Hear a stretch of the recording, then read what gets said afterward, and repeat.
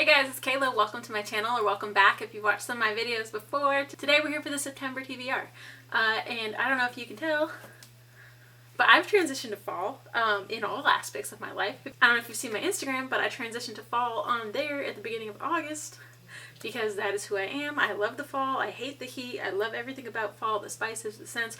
I just love it. I'm very excited. It's the kickoff of all my favorite things, i.e. every holiday that comes in the last 3 months of the year, essentially. Basically, I'm in my zone, and this is my favorite time of year, and I can't wait to talk about all the books I want to read. I've got my Stranger Things shirt, I got my flannel, my high ponytail, my weird dark lipstick, and I've already had a pumpkin spice latte. So without further ado, let's dive into it. So if you haven't watched my TBRs before, I'm going to have buddy reads, library holds, and things that I'd like to get to. So that's just kind of how this is broken down.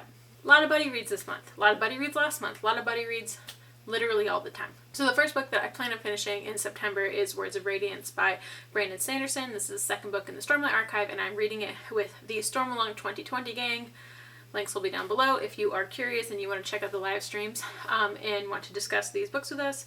I said pretty loudly that Way of Kings was my favorite book in this series, and now that I'm reading Words of Radiance, I don't know what to say.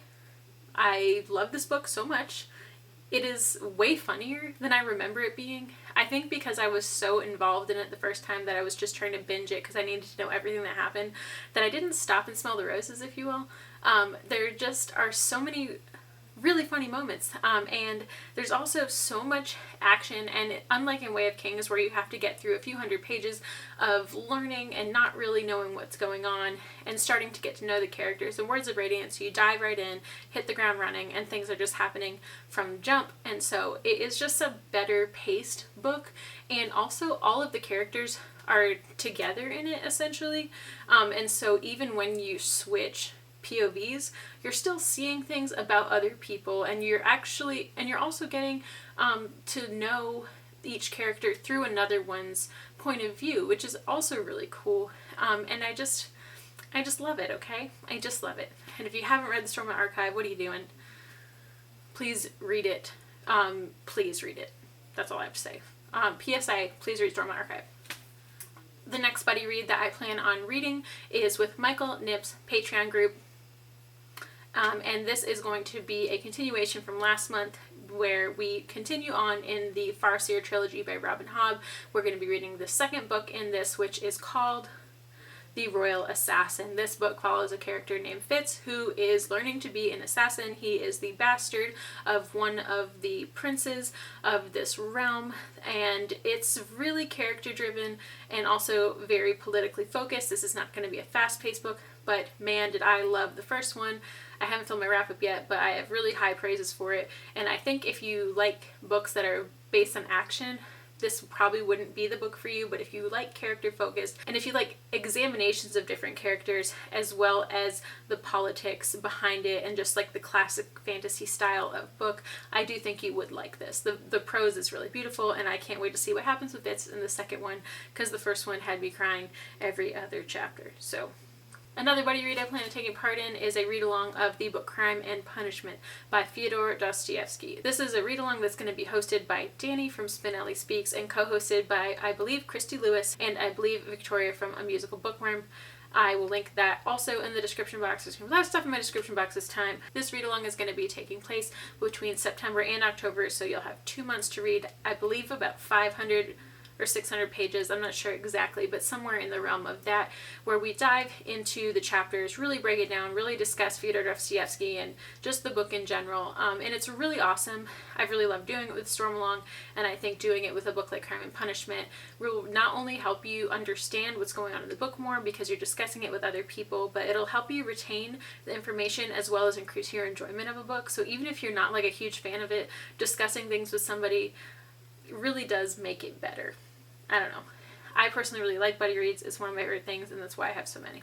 So the final thing I'll be reading with a group is with my book club, and I don't know specifically what's going to win, but it's looking like right now Home Before Dark by Riley Sager is going to win, which is cool because the rest of the books on my list this month are going to be following a similar theme to that book. Home Before Dark takes place in a Victorian mansion, I think. Basically, the main character is going to come back to this old house, and it's weird. Things are weird. Hauntings, maybe. I don't know. I'm really hoping for some hauntings, really hoping for some ghosties. I don't really know. A lot of people praise it really highly, and I can't wait to see why. I've never read anything by Riley Sager either, and I really like the covers, the aesthetic of these books, so there's also that going into it that I'm pretty excited about. Hopefully I like it so I can put it on my shelf. Okay, so for my library holds, I have 3 that I have been putting off throughout August. I keep delaying receiving them because I just wasn't ready to get them, but the first one is Dune by Frank Herbert. This is a space opera, very politically driven, classic, epic sci-fi, essentially. There's a movie coming out in December, and I'd like to have read this book before it comes out. My Barnes & Noble, pitched it as, angrier Tatooine from Star Wars, which is exciting, and I really hope I like it. I've seen mixed things about it, and I'm hoping I really like political fantasy, so I'm hoping political sci-fi also is something that is going to stand out to me. Next, I have Daisy Jones and the Six coming up. This is by Taylor Jenkins Reid. I really, really loved Evelyn Hugo, and the audio for it was so good. I believe it was Robin Miles and somebody else, but either way, both people were so fantastic. I've actually heard a little bit of a mixed review about Daisy Jones and the Six, mostly because the characters are all really unlikable, but that doesn't bother me. I don't mind unlikable characters. Name of the Wind is one of my favorite books, and Kavoth is a total douchebag. So Daisy Jones and the Six is a fictional band that I believe takes place in the 1960s, and the book itself is an interview amongst the bands that it discusses some of the drama, and I believe it's based upon a real band, but I don't know a whole lot of the specifics. But either way, I'm excited to get into it. The hold in my library for it was extremely long. I want to say 3 months or something like that to get it, and you can only hold a book there for 10 days. So you do the math on that. There's a ton of people with that book. The book that I plan on starting first of these 3, I think I just said I was going to start Dune first, but I'm a total liar. You can't trust anything I say. But I just picked up the hold this morning, and it is for a book called The Only Good Indians, which was on my TBR for last month. But I officially have it in my hands now. I couldn't fit it in last month, and I delayed it, and it came up today, and now I have it, and that is the story of how libraries work. So this is a horror about Native Americans, and it is written by a Native American. So that aspect of it, I'm really excited about. I read that the author grew up on a Blackfeet reservation. So I'm really curious to see what the culture is like and how it's written. And also this has some sort of I believe it's going to be a paranormal type entity thing going on with it, which I'm excited about. It has to do with hunting and animals and just I don't know. I'm hoping it creeps me out. I want to be creeped out. I'm ready to be creeped out. Okay. And so the rest of the month I'm going to kind of see where the library takes me. I have a ton of holds that I just placed yesterday on spooky books, scary books. I've got a hold on Dracula and Frankenstein to see how I feel about classic horror. I have a couple, I think one of Ruth Ware's books potentially, The Year of the Witching, I believe, just a bunch of random spookier books that I'd heard of. I think The Southern Vampire's Guide to Something or Other, I don't know. That book is strange looking to me because it looks like it would be it doesn't look like what it is. When I saw this on a list of recommendations for horror, thriller, whatever, I was like, does that belong there? But either way, I believe I have a hold on that. And a few other ones. I don't know.